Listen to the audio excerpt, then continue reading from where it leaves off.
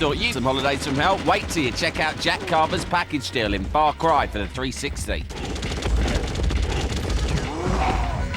Bitmap Bloodsucker comes to the big screen. Check out Blood Rain the movie.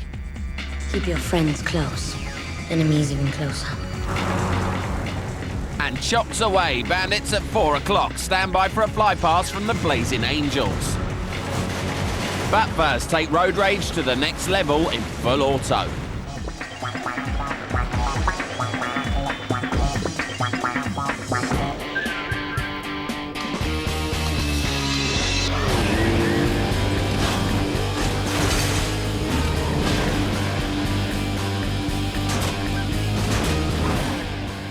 Full Auto, Sega's second crack at the Xbox 360, comes across like the mother of all game genre combinations. Imagine Burnout crossed with Crazy Taxi, then slinging an arsenal of weapons, and top it all off with Prince of Persia-style time manipulation. It's enough to make your head spin, but that turns out to be a rather pleasant sensation.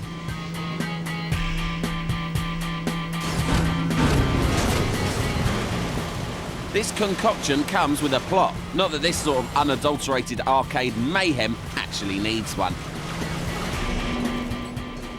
The city of Staunton is being held to ransom by a mysterious gang called the Shepherds. You play a retired driver who's forced by the Shepherds into a series of pedal-to-the-metal death races.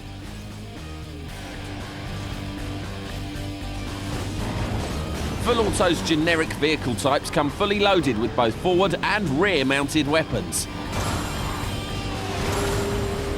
These can, of course, be used to take out the competition, but you'll also be awarded wreck points for destroying anything else that might get in your way. As they burn through city streets and rural highways, the deadly races will leave a smouldering trail of chaos. This has been hailed as the most destructive racer ever, and we don't doubt that claim one bit. Practically everything that's not made from solid masonry will give way to your bullets or bumpers. When you do smash your ride to pieces, there's the handy Unwreck feature, which allows you to rewind time to a safer moment and try again.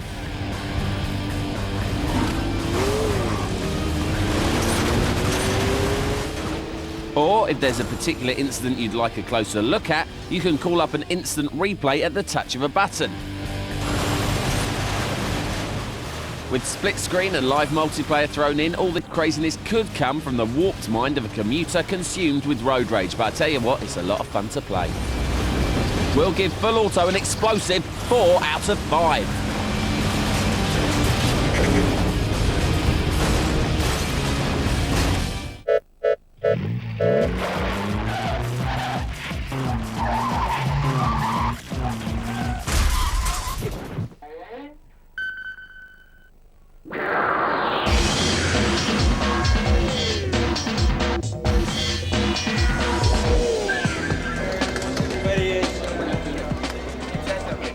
German director Uwe Boll loves video games. So much so that his last 2 films have been based on popular games.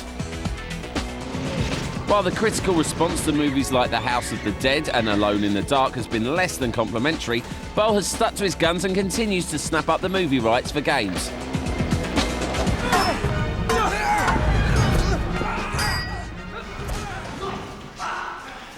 His latest project is a film he can really sink his teeth into. He's assembled an impressive cast, headed up by Ben Kingsley, Michael Madsen, and the T3 Terminatrix herself, Kristanna Loken, for his adaptation of the adventures of vampiric vixen Blood Rain.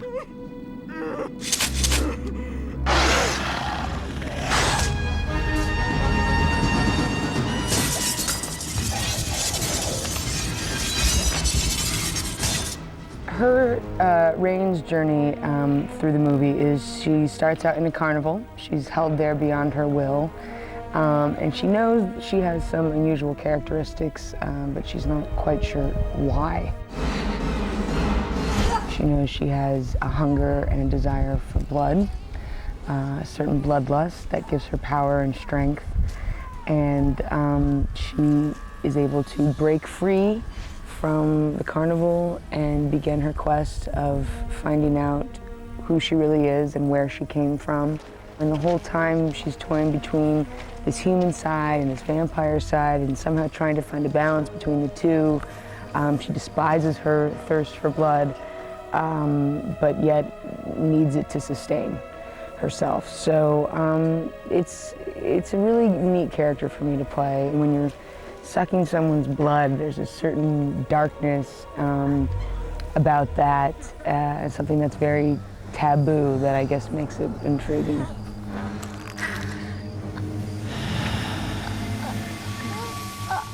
I play a character called Katerin.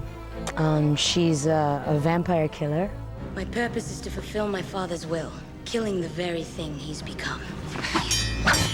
Brimstone is the association that she belongs to, and her character is just one who's been taken care of by Vladimir, which is played by Michael Manson. And basically we play characters who are vampire killers who grew up in this association that dedicates their lives to the training of just annihilating vampires. That's what they do. I mean, they're like the protectors of mankind, you know? Keep your friends close, enemies even closer. She fights against the big vampire boss Kagan, played by Ben Kingsley. You're interfering with fate. Where the talisman's joined, vampires shall rule the earth. Compared to the video game Blood Rain from Majesco, we're starting a little earlier in the time so that we have more time to move up from part to part of the movie, like from the 1700 to the 1800, 1900, 2000.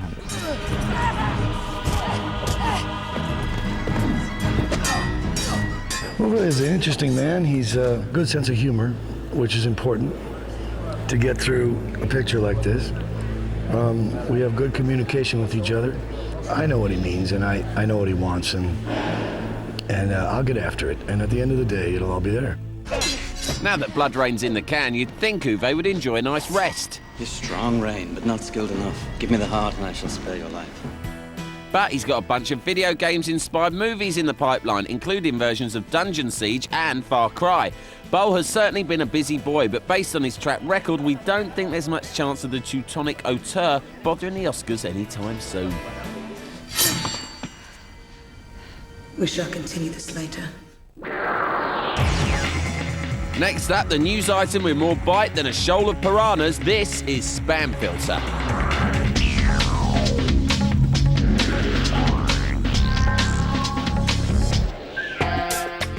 Big changes could be afoot at the world's biggest game show.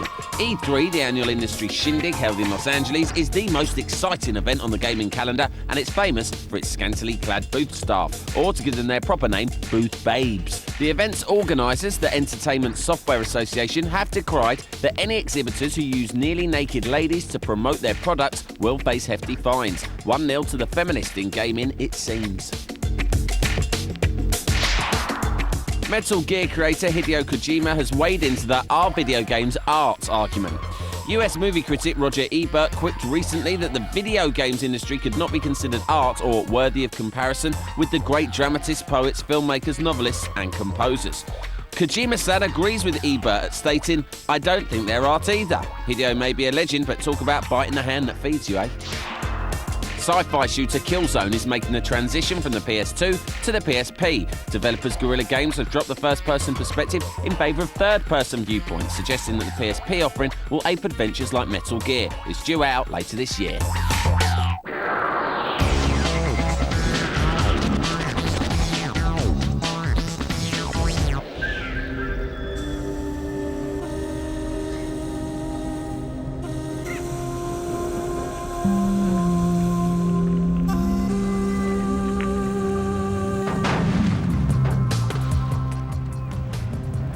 As it was once acclaimed as the prettiest PC gaming creation, you'll be interested to learn that the long-awaited Xbox 360 version of Far Cry stands a chance of making its elder brother look like a complete moose.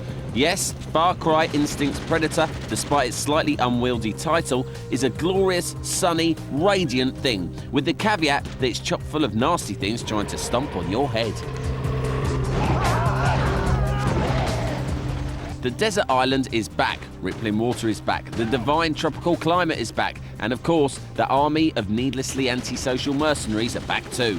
Our hero, Jack Carver, is clearly having the worst holiday of his life, and instead of politely complaining to his rep, he's going to rely on his massive collection of guns.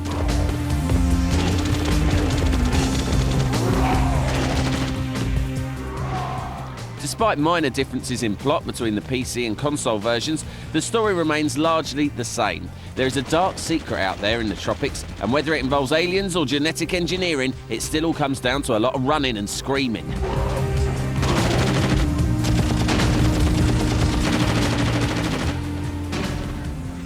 After the claustrophobia of Doom 3 and the porridge-coloured bleakness of Half-Life, it's great to see the new Super Console's full palette put to good use. Of course, it also doesn't hurt that Far Cry emerged as one of the most playable PC shooters in years, and while we can't vouch for the 360 version in a preview, we'd be very surprised if Instinct's Predator didn't carry on the tradition. It's due out in March. If you can't stand the wait, maybe try a short holiday. Just not here. Hey, Doyle, I bet you have a really great reason why you didn't tell me about the circus freak with the giant arm.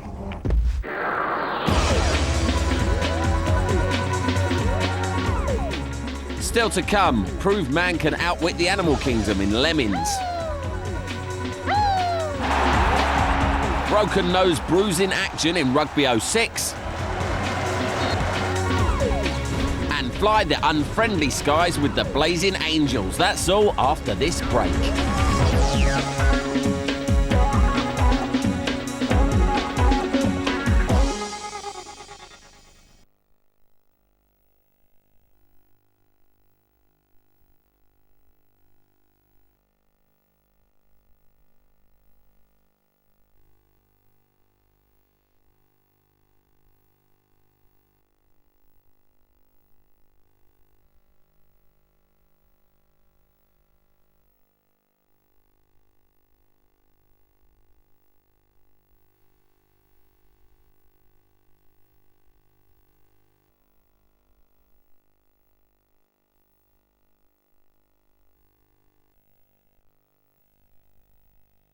Faces in Rugby 06.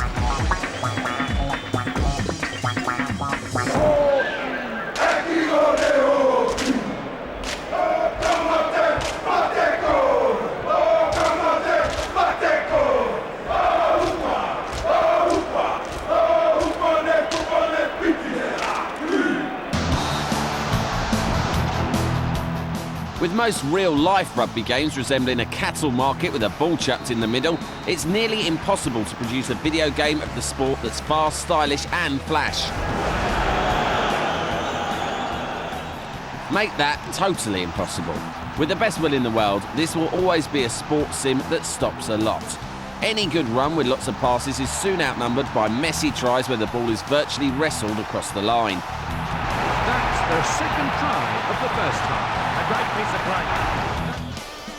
Still, that's the game, and with this latest edition, EA have done a good job of staying true to life.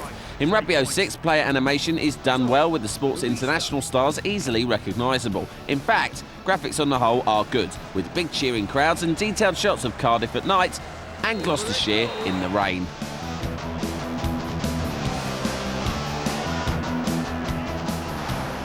What are disappointing though are the replays. Not only are they spoiled by distracting logos screeching across the screen every few seconds, but they also seem choppy and badly cut. Better by far are the player-controlled replays where significant moments can be rewound and watched again. A pity, as computer replays are normally the crowning glory of any EA Sports title. This is probably not a sim for beginners. There is a dizzying amount of buttons to learn, and even though training modes are good, it can sometimes seem like an awful lot of trouble to master moves that invariably end up in a ruck or scrum. It is accomplished, however. With the latest stats and chunky visuals, this is still the first stop for Rugger Monsters. 3 out of 5.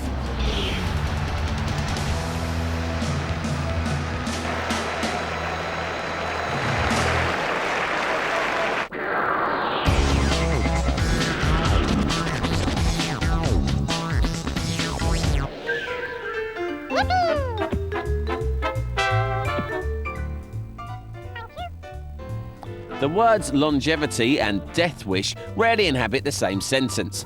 Nevertheless, lemmings have been throwing themselves off cartoon mountainsides for 15 years now, and that's probably further back than a good few of you can even remember. Now it's come to PSP, and for those recently returned from space, the premise of the game is to keep as many of the little green fellas alive as possible.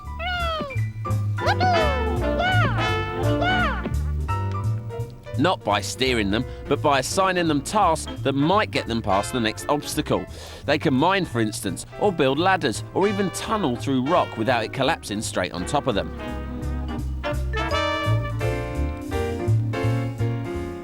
Many dangers await the careless lemming wrangler, however. On this level, for instance, you might forget to use a blocker, and all your lemmings will fall to their deaths while you're building. Similarly, you might fail to look after the builder. Or even worse, mistime a bomb lemming and lead everyone into the deadly blades of the trap you're trying to destroy. We've seen it all before, of course, but it's still a joy, and for Lemmings experts, this is an old-school version of the game, far closer to the Amiga original than many of the gimmick-filled sequels. Graphics are small as usual, but pretty enough, but at no time is the handheld wonder being overly pushed.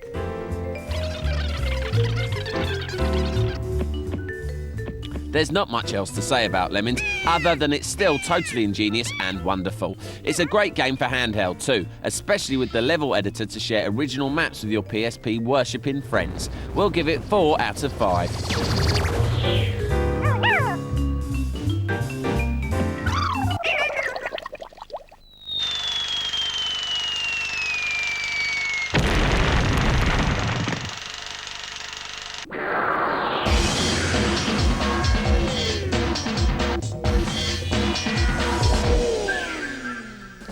Here we find a games developer crawling through the undergrowth.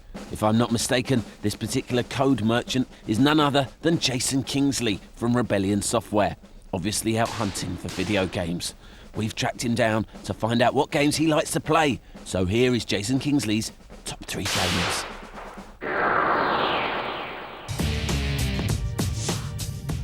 Alien vs Predator is a first-person shooting game set in various different space stations.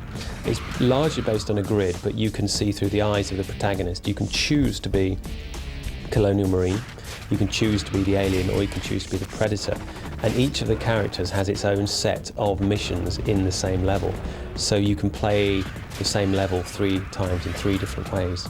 Key things about the game really are the fact that it was a fast first-person shooter and one of the very first to be on a console. Broke some of the rules that you were expecting in an ordinary game and challenged you to readjust your preconceptions a little bit. And it was just a fun, ruddy, scary title too.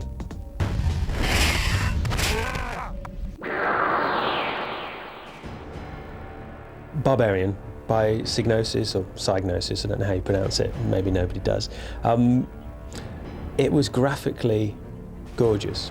The gameplay itself was obviously quite challenging. You had to press the right button at the right moment, and if you did that all the way through the game, you got through the game. So it was quite frustrating as well. And it had some really great animations as well for the time, really quite extensive and quite detailed.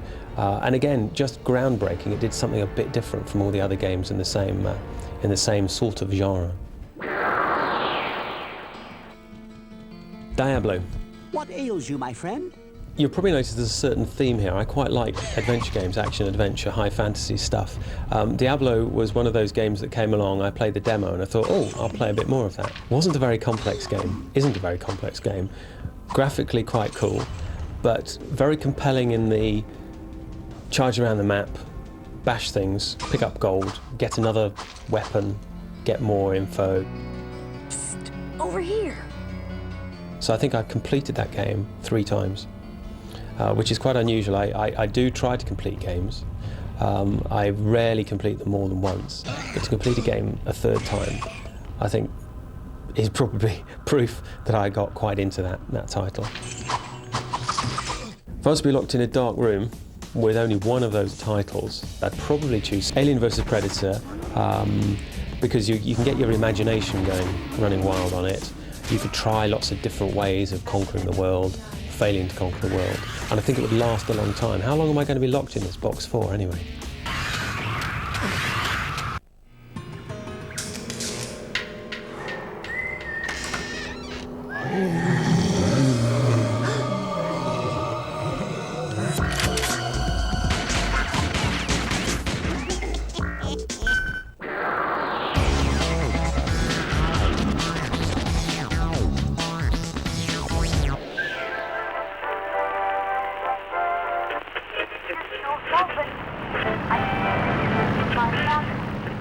Ubisoft are set to take us up into dangerous, flak-filled skies with their forthcoming air combat game, Blazing Angels: Squadrons of World War II. This time, the airborne tale will follow the player's progression from a rookie pilot to a battle-hardened ace. You'll command a squadron of pilots who are dispatched to the conflict's most legendary battles to turn the tide of the war in the Allies' favour.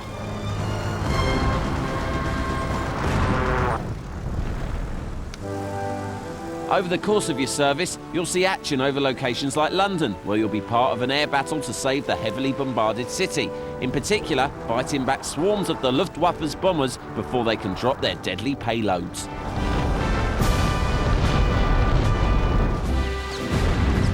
Then in Paris, you'll get the opportunity to show off your piloting skills with some fancy stunt flying under the famous Eiffel Tower. Sacre bleu!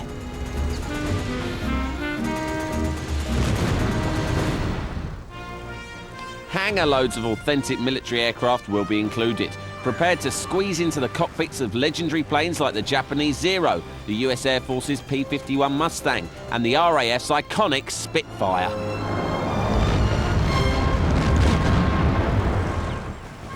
While these birds will be accurately detailed, they won't be tricky to fly. This one is taking a user-friendly rather than simulation approach to the controls. The footage here is from the Xbox version, and that's looking pretty sweet, even at this early stage. Intriguingly, the mighty 360 will also be earning its wings when Blazing Angels takes off at the end of March. So stay tuned to future shows to see just how angelic that will look.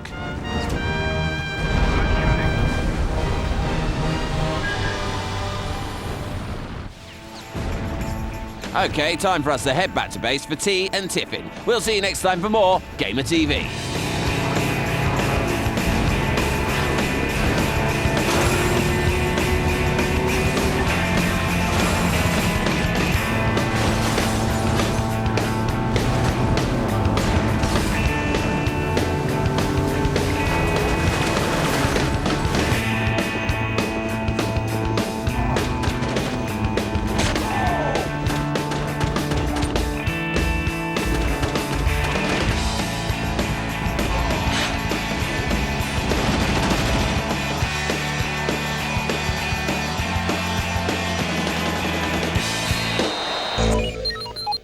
We shall continue this later. Sooner or later, everybody gets found out.